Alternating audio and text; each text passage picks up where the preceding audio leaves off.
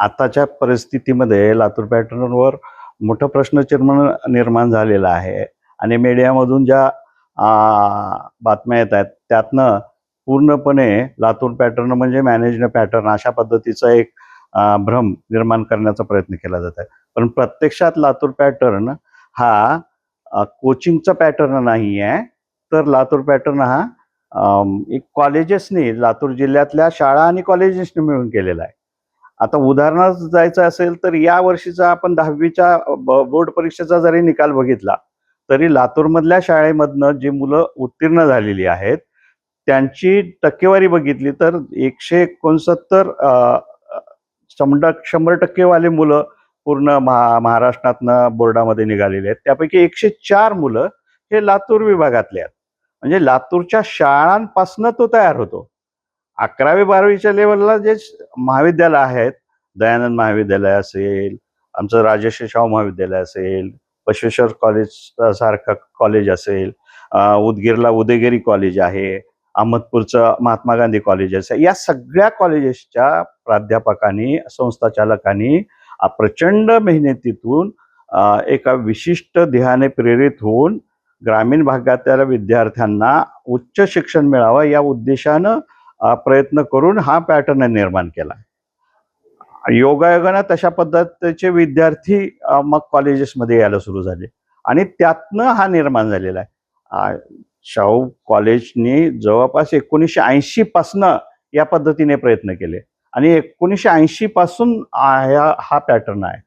साधारणपणे आमच्या महाविद्यालयाचा जेव्हा रौप्य महोत्सव होता 1994ला, त्यावेळी शरद पवारजी चीफ मिनिस्टर होते आणि आदरणीय विलासरावजी देशमुख साहेब हे शिक्षण मंत्री होते आणि त्या कार्यक्रमाचे प्रमुख पाहुणे म्हणून ते लातूरमध्ये आले होते.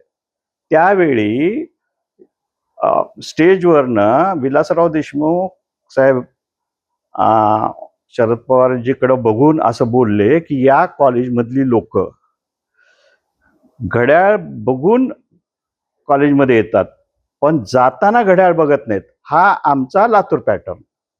हा शब्द शरद पवार साहेबांनी उचलून धरला आणि तो संपूर्ण महाराष्ट्रभर फिरवला. तत्पूर्वी ह्याला शाहू पॅटर्न म्हणत होते.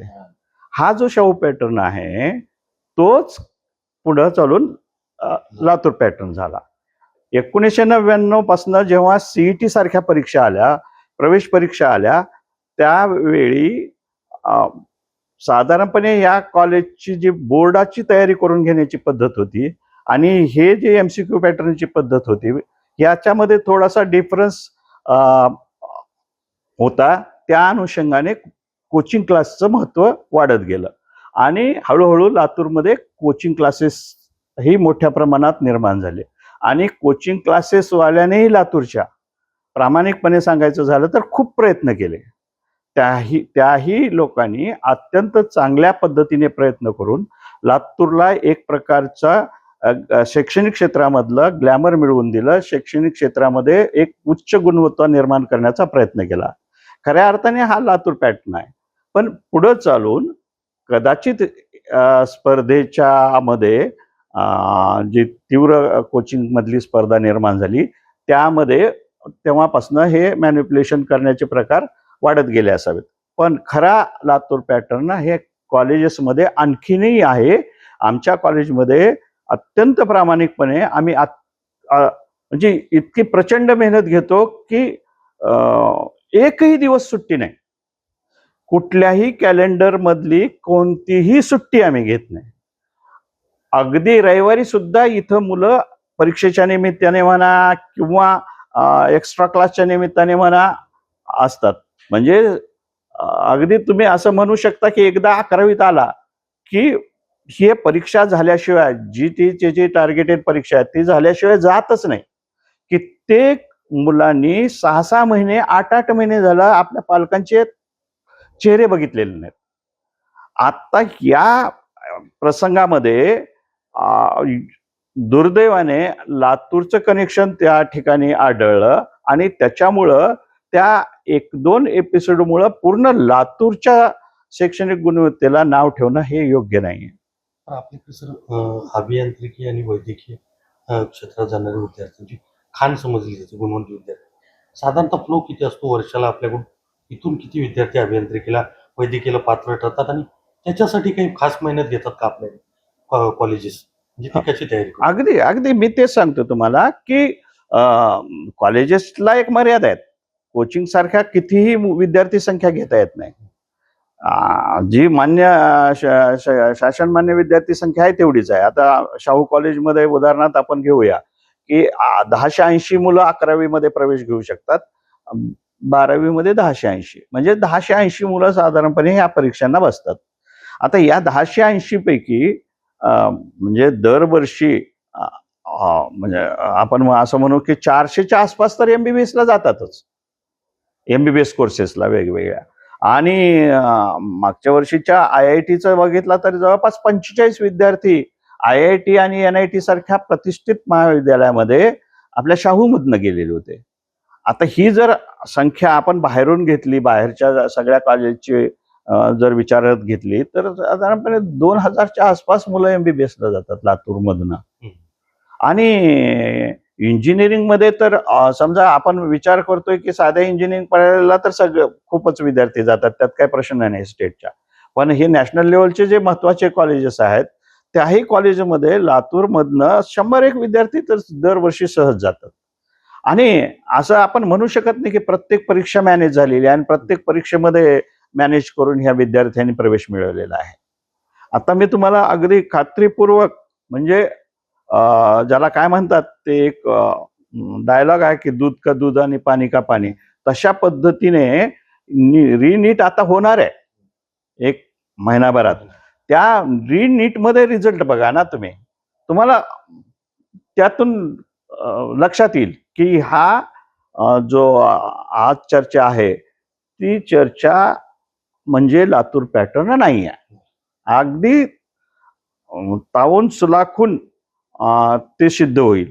लातूर पॅटर्नवर वर्षानुवर्षांपासून म्हणजे विलासरावजी देशमुख साहेब शिक्षण मंत्री होते तेव्हा बोर्डाच्या मेरिटच्या मध्ये लातूरचे मुलं जास्त होती संख्येने.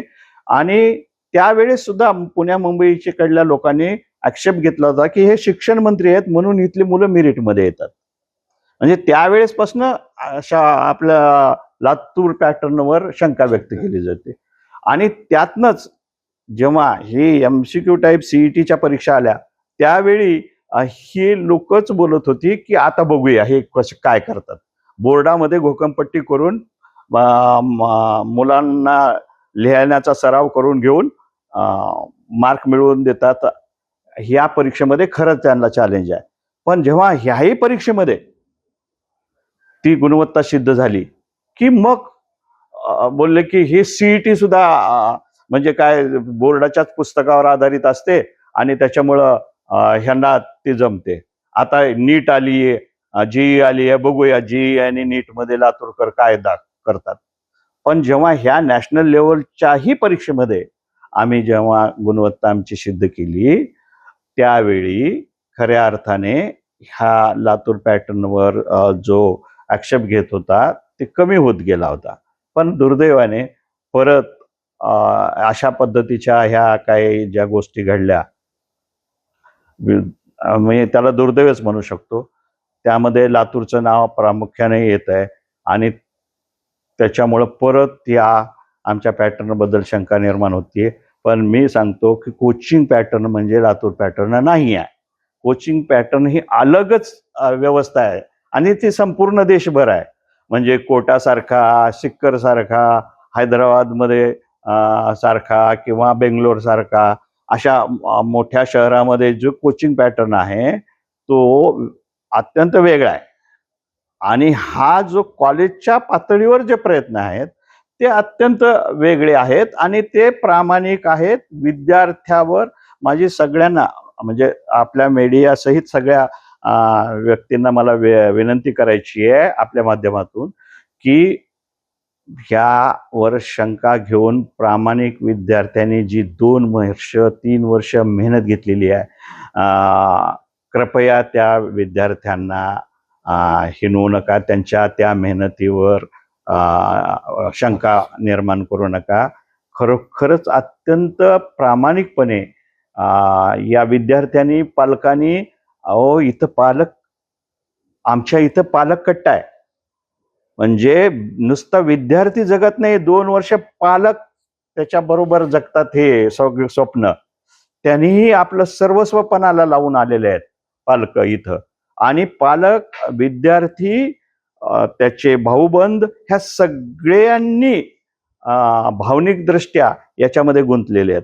विद्यार्थी जरी एकटा समोर दिसत असला तर याच्या मागं आमच्यासारखे शिक्षक, संस्थाचालक लातूरमधले आणि पालक या सगळ्यांची त्याच्यामध्ये मेहनत आहे.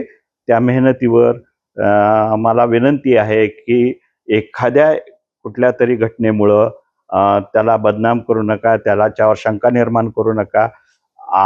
जर खरंच खोटा असेल तर येणाऱ्या परीक्षा अगदी आपण समजू शकतो की चांगल्या पद्धतीने होतील आणि त्या परीक्षेमध्ये जर आम्ही फेल गेलो तर मग मात्र आपण शंका निर्माण करू शकतो. पण आम्ही खात्रीपूर्वक आजच मी सांगू शकतो की उलट आत्ता जितके मुलं अपेक्षित होते MBBS ला जाणारे त्याच्यापेक्षा जास्त जातील. हे जर एक्झाम मॅनेजमेंट करणारी सर्वच्या सर्व सिस्टीम जर डिस्ट्रॉय झालेली असेल तर प्रामाणिकपणे ज्या मुलांनी मेहनत केली आहे त्या मुलांना यश मिळण्याची शक्यता जास्त आहे. आणि त्याच्यामुळे लातूरचा रिझल्ट म्हणजे रिनीटमध्ये सर्वोत्कृष्ट येईल याची मला खात्री आहे.